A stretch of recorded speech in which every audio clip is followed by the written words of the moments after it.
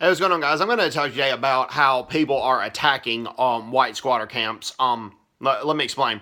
The racist blacks that are in South Africa, and that's not the majority of black South Africans. The majority of black South Africans would never dare do that, even if their life depended on it. But there is still a significant portion of them that would.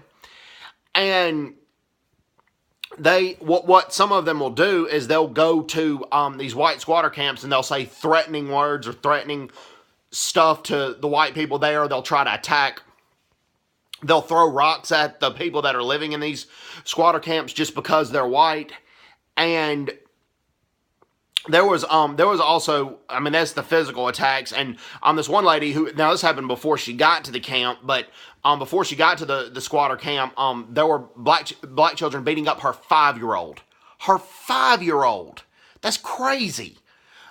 Her 5-year-old, and they were saying South Africa's not for you anymore. You're not welcome here. South Africa's for blacks only. That's racist. That's crazy. You know, to experience something like that.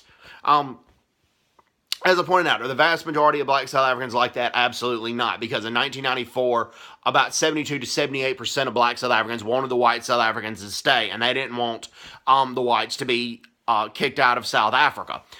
That is a factual statement. I'm not making anything like that up. And as pointed out, Mandela chose to keep the Springboks the way they were. And that is not anti-white. And that's the reason the majority of black South Africans are not like that. I'm not saying that at all. There are plenty of black South Africans who have been interviewed that feel sorry for the whites that are in these squatter camps.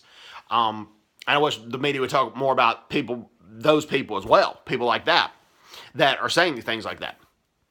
But nevertheless, this is a problem, and the squatter camps need to quit being threatened. And this one orphanage that took in white kids who were orphaned, or not just white South Africans, but they took all kinds of South Africans there, but it was majority white, but they lost their government funding because they were too white. I mean, they took in all kids. It just happened to be majority white. It wasn't because of the orphanage or anything like that being racist, but they lost their funding because they were too white, which is crazy. And a lot of times, the whites who can't afford private health care, if they go to government-ran South African hospitals, they can't get the treatment they need. They're turned away in the waiting room just because they're white. And that is crazy. I mean, that is just outright racist. That's something that Mandela argued against and argued heavily against when he became president in 1994. Did apartheid have to end? Absolutely. In my opinion, it did. It was just disgraceful to think you're superior over somebody just because your skin color is different. But reverse apartheid is just as bad, and I'm going to condemn that too. Anyways, hope everyone's doing well. Take care. God bless them. Bye bye.